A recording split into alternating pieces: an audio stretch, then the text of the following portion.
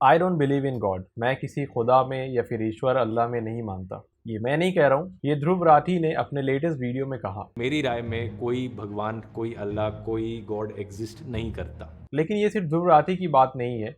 हम अपने मुआशरे में ऐसे काफ़ी सारे लोगों को देखते हैं जो कि ये चीज़ कहते हैं कि वो खुदा या फिर किसी ईश्वर या गॉड में नहीं मानते, लेकिन इसको अक्सर तौर पर पब्लिकली गलत प्रेजेंट किया जाता है, गलत समझा जाता है। उनके इस बात को, उनके इस स्टेटमेंट को गलत रिप्रेजेंट किया जाता है। एग्जाम्पल के तौर पर अगर एक कॉमन मुस्लिम ये बात किसी के ज़बान से सुनता है कि वो खुदा में नहीं मानता, तो फ़ौरन उसके दिमाग में ये पिक्चर आता है कि इसने तो हकीकत का इनकार कर दिया, इसने खुदा का इनकार कर दिया और ये डिनायर यानी कि काफिर है। भले ही कोई मुसलमान इस चीज़ का कितना भी इनकार कर दे, लेकिन एक कॉमन मुस्लिम के जहन में यही चीज़ आता है। सिमिलरली बाकी रिलीजन्स के केस में भी, बाकी रिलीजियस लोगों के केस में भी यही चीज़ होता है। एक हिंदू अगर ये सुनता है तो वो समझता है कि जिसने ये कहा कि वो खुदा को नहीं यानी भगवान को नहीं मानता, तो वो समझता है कि ऐसा शख्स नास्तिक है। और ऐसा मानना कोई गलत भी नहीं होगा अगर वो शख्स जो कि ये कहे कि मैं खुदा में नहीं मानता और मैं नास्तिक हूँ, मैं एथीस्ट हूँ, तो उसको ये कहना कि वो एथीस्ट है, ये इसमें कोई ज़्यादती नहीं है, ये एक फ़ैक्ट है।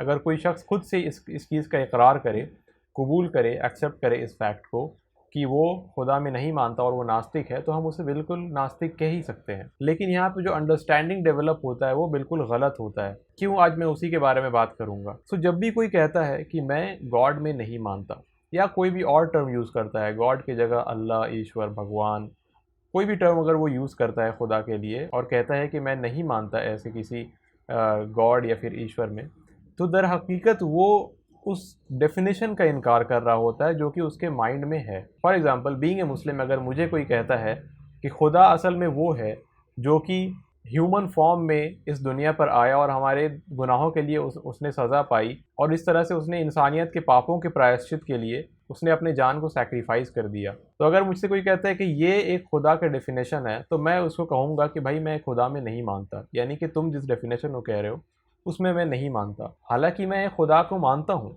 लेकिन मेरे लिए गॉड यानी अल्लाह का जो डेफिनेशन है वो मेरे लिए कुछ और है, और सिमिलर अल्फाज यानी गॉड या फिर ईश्वर का जो कॉन्सेप्ट या फिर डेफिनेशन है वो किसी दूसरे शख्स के लिए दूसरा अलग हो सकता है, डिफरेंट हो सकता है। यानी कि एक वो सुप्रीम पर्सनालिटी है जिसका जिक्र हर एक रिलीजन में आता है। इस्लाम में तो है ही, और बाकी इब्राहिमिक रिलीजन में तो उनको गॉड कहा ही जाता है, अल्लाह या फिर ईश्वर को। लेकिन बाकी भी जो रिलीजन्स हैं उसमें भी एक परम ईश्वर यानी कि सुप्रीम जो गॉड है उनका जिक्र आता है।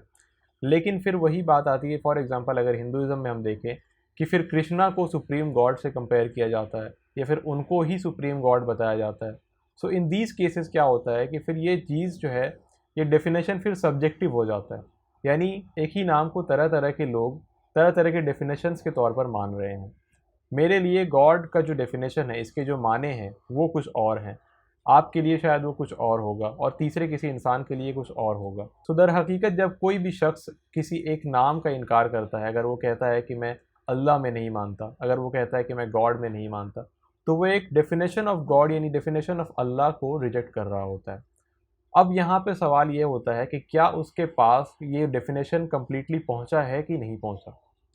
मैंने जहाँ तक कि देखा है कि अक्सर, सारे तो नहीं कहूँगा, लेकिन अक्सर जो लोग भी ये क्लेम करते हैं कि वो खुदा में नहीं मानते, उन्होंने रिलीजियस टेक्स्ट, ख़ास तौर पर मैं यहाँ पे कुरान की बात कर रहा हूँ, कि उन्होंने कुरान को नहीं पढ़ा होता आज तक। वो हो सकता है कि वो पैदाइशी मुस्लिम फैमिली में ना हो पैदा हुए हों, हो सकता है वो किसी और रिलीजन में पैदा हुए हैं, बट एनी हाउ उन्होंने रिलीजियस टेक्स्ट को, मोस्ट इम्पॉर्टेंटली कुरान को, उन्होंने नहीं पढ़ा है आज तक। मैं कुरान को यहाँ पे क्यों इंपॉर्टेंस दे रहा हूँ, वो इसलिए कि Quran is the only book, ये सिर्फ एक वाहिद किताब है जो कि आज के दौर में ये क्लेम करता है कि ये वर्ड बाय वर्ड यानी लफ्ज़ बाय लफ्ज़ ये जो है खुदा के तरफ से है, और ना ही सिर्फ खुदा के तरफ से है बल्कि ये प्रोटेक्टेड भी है, as it was revealed 1000 years ago. ये किताब ये दावा करता है कि जैसा ये आया था इस दुनिया में, वर्ड बाय वर्ड आज तक वैसा ही है, इसमें कुछ भी अदना दर्जे में चेंजेस नहीं आया है। So this is what makes Quran very special, because this is the only book जो ये क्लेम करता है। तो इसीलिए मैं कह रहा था कि मैंने आज तक जिनको भी देखा जो कि एथीस्ट होने का या फिर खुदा को इनकार करने का दावा करते हैं, ये कहते हैं कि खुदा एग्जिस्ट नहीं करता एज जो डेफिनेशन उनके पास पहुंची है अब तक, तो मैंने अक्सर देखा है कि उन्होंने रिलीजियस टेक्स्ट को नहीं पढ़ा होता, कुरान को नहीं पढ़ा होता। And that makes me surprise, क्योंकि अगर कोई शख्स ये क्लेम करता भी है कि उसके नॉलेज में, उसके अंडरस्टैंडिंग में, उसके ऑब्जर्वेशंस में उसने ये पाया कि खुदा नहीं है, तो एटलीस्ट ये हक़ तो बनता है कि कोई ऐसी किताब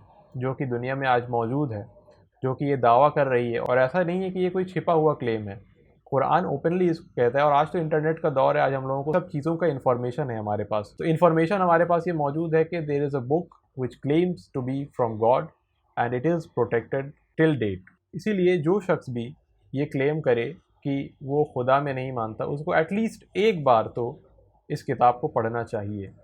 अब रहा सवाल कि इन सब के बावजूद अगर कोई कहता है कि मैं गॉड में नहीं मानता, तो वो अपने एक डेफिनेशन का इनकार कर रहा है। अपने अंडरस्टैंडिंग में उसने जो डेफिनेशन पाया है एक खुदा का, उसको वो इनकार कर रहा है। अब वो उसको गलत भी इंफॉर्मेशन मिल सकता है। फॉर एग्ज़ाम्पल हम ये देखते हैं कि काफ़ी लोग इंटेलेक्चुअल तौर पे तो नहीं, लेकिन जज्बाती तौर पर, मतलब इमोशनल तौर पर वो खुदा का इनकार करते हैं। इसलिए नहीं कि उनके पास कोई लॉजिकल आर्ग्यूमेंट्स नहीं है, लॉजिकली एंड इंटेलेक्चुअली तो वो कहते हैं, मतलब कहते हैं कि हाँ there must be a God, एक खुदा है या फिर होना चाहिए। लेकिन कुछ इमोशनल रीजंस होते हैं। फॉर एग्जांपल कॉन्सेप्ट ऑफ जो ईविल है, हम देखते हैं कि आज माशरे में तरह तरह के क्राइम्स होते हैं, and rape is one of the most common crimes जो कि हमारे माशरे में होता है।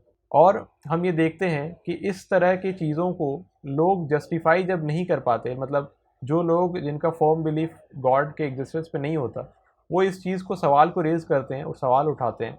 कहते हैं कि अगर कोई खुदा है, अगर वाकई में है, तो उसके रहते हुए में इस तरह का ईविल क्राइम, इस तरह का घिनौना काम कैसे हो सकता है। तो क्योंकि अब उनके माइंड में ये जवाब नहीं आता और उनको ये कोई लॉजिकल आंसर नहीं मिलता कि आखिर ऐसा कैसे हो सकता है कि एक खुदा के रहते हुए में इस तरह का क्राइम कैसे हो सकता है, तो फिर वो इमोशनली डिराइव करते हैं कि तब फिर खुदा नहीं होगा। तो और भी काफ़ी सारे रीज़न हैं जिसके वजह से एक इंसान इंटेलेक्ट के अलावा भी खुदा का इनकार कर बैठता है। ऐसे काफ़ी सारे रीज़न्स हो सकते हैं। सो मेरा कहना आप सबसे यही है, अगर आप मुसलमान हैं या फिर नॉन मुस्लिम हैं और किसी भी रिलीजन से अगर बिलोंग करते हैं, कि अगर आप वाकई में सीरियस हैं कॉन्सेप्ट ऑफ गॉड को लेकर के, अगर आप वाकई में इंटरेस्टेड हैं खुदा के एग्जिस्टेंस को जानने के लिए, उसको समझने के लिए, तो एटलीस्ट आपका ये हक बनता है कि आप सारे जितने मेजर रिलीजन्स हैं उनको आप पढ़ें, अपने तरह से पढ़ें, ओपन माइंड के साथ पढ़ें, साइंटिफिक वे में पढ़ें, कि आपको जो साइंटिफिकली सही लगे उसको आप फॉलो करें। साइंटिफिकली भी इट डज़ नॉट मीन कि हमारे जो मॉडर्न साइंस है,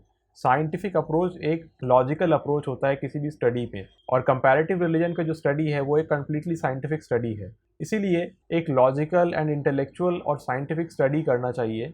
अगर आपको ऐसा लगता है कि खुदा नहीं है, फिर आपको सारे रिलीजन्स को तहकीक करना चाहिए, and most importantly religious text को तो पढ़ना चाहिए। And in the religious text सबसे पहला मेरे हिसाब से इंसानियत को कुरान को पढ़ना चाहिए, क्योंकि this is the only book which claims that it is from God and it is word by word protected till date. ये था इस स्टेटमेंट का एनालिसिस कि जब कोई कहता है कि I don't believe in God, तो दर हकीकत इसके माने क्या होते हैं।